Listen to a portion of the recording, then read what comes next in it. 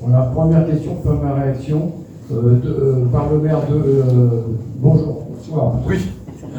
Voir le maire 2 fois par mois, je trouve que c'est un peu léger, quoi. C'est un peu léger. Si on a les urgences, je pense qu'il faut une disponibilité, quoi. Il y aura une disponibilité. Et là, ce sera surtout pour des sujets concrets. Donc, si vous D'accord. nous appelez en urgence, on pourra se débrouiller pour venir vous voir. D'accord. J'ai des horaires assez souples pour avoir la réponse. Sinon, j'ai votre réponse. Oh, pardon. Donc, j'ai des horaires assez souples, donc je peux me libérer. Alors, je vous explique que s'il y a une urgence, on se déplace.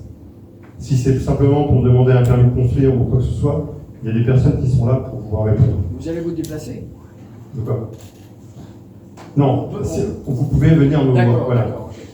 D'accord. Alors, j'ai une deuxième question par rapport, bon, c'est peut-être un peu, vous n'êtes pas encore élu, mais si vous étiez élu par hasard, On fera le terme. je vous le souhaite, non, mais je vous le souhaite, mais c'est les élections. Tout à fait, c'est exactement ça. Au niveau du stationnement à proximité de la gare autoroutière, comment vous allez régler le problème pour les stationnements sauvages le long de la déviation? 2 secondes, j'en fais un peu. C'est bon? On n'est pas habitué encore. Dans 1 heure, c'est bon. Bon, c'est Jean-Christophe. Il va s'y coller. Bonsoir. Il y a plusieurs choses à comprendre, on l'a exposé. Il y a déjà quelque chose qui nous semble très important, c'est la création d'une dépose minute. Mettre en place une dépose minute, parce qu'il y a énormément de voitures qui circulent, enfin qui stationnent devant, sur le pont, qui stationnent sur le rond-point, qui c'est extrêmement accidentogène. Donc ça, c'est déjà quelque chose qu'il faut envisager très rapidement. La deuxième chose qu'on n'a peut-être pas rementionné avant, c'est de créer tout simplement un indicateur du nombre de places restantes sur le parking de la gare autoroutière. Parce qu'on a des gens qui, de bonne foi, ou pensant que d'expérience le parking va être plein, se garent un peu à la 642 le long de la route. Donc déjà indiquer le nombre de places restantes, c'est une première chose. Et puis la troisième, on vous l'a dit, c'est voir avec les services du département, parce que la départementale ne relève pas des attributions de la commune, voir avec les services départementaux comment est-ce qu'on peut aménager, sécuriser ces avants. Donc il y a des choses qui vont être rapides. On a déjà un panneau de comptabilisation de places de parking, c'est quelque chose qui est assez facile. Assez facile. Là encore, il faut trouver les bornes de comptage, etc. Mais oui, mais c'est pas comparer nos discussions avec les services du conseil départemental, c'est peut-être plus simple entre guillemets à mettre en œuvre. On appuiera dessus, parce que c'est vraiment un très gros problème avec la autoroutière. Ça c'est urgent. Voilà, tout à fait. C'est très urgent et on sait que beaucoup de gens nous l'ont remonté et il faut le régler au plus vite. Ça fait partie des choses vraiment en urgence. Voilà. Il y a quand même quelque chose qu'il faut savoir, c'est que le problème de parking de la gare autoroutière, c'est 30 à 40% des Brissois, qui soient des hameaux du centre-ville, qui se garent à la gare autoroutière. Actuellement, il est en discussion et en projet, et a priori ça va se faire. La CCPL va mettre en place des navettes qui vont permettre aux gens de Brie-sous-Forges d'aller avec des navettes directement à la gare autoroutière. Il y a eu une réunion. Voilà. C'est juste un petit rappel que ce n'est pas un projet brissois, comme j'ai pu le dire sur d'autres endroits, c'est un projet CCPL. Voilà. Merci Jean-Pierre. Merci.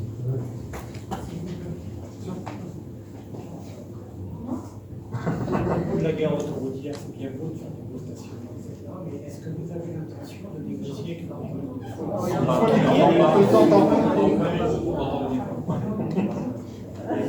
le stationnement de la gare autoroutière?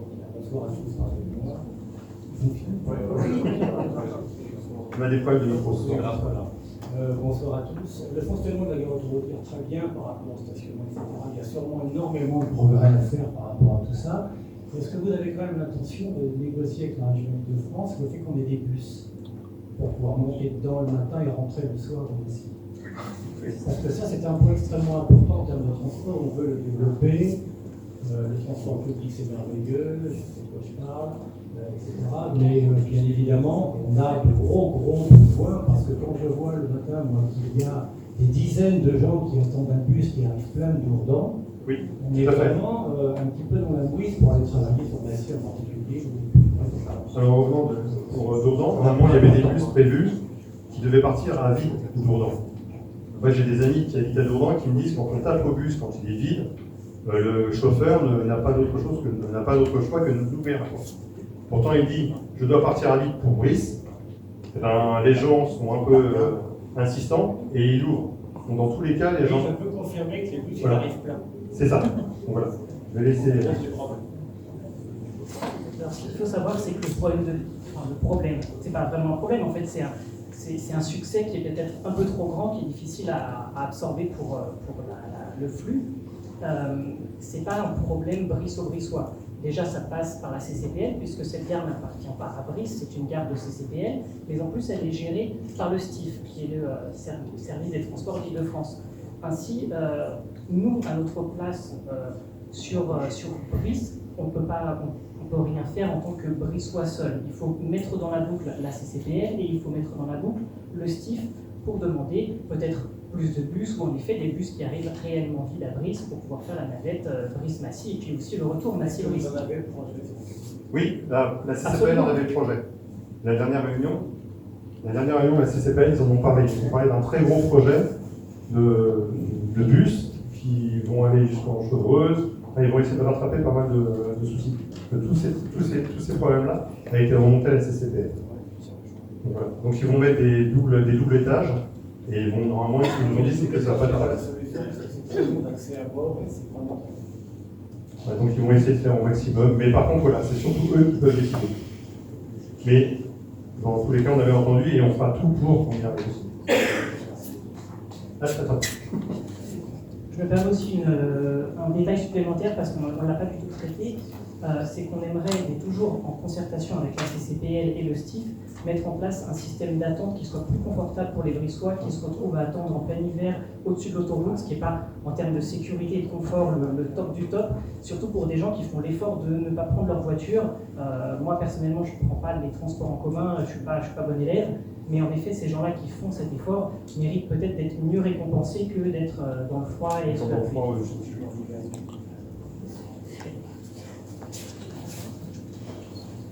D'autres questions ?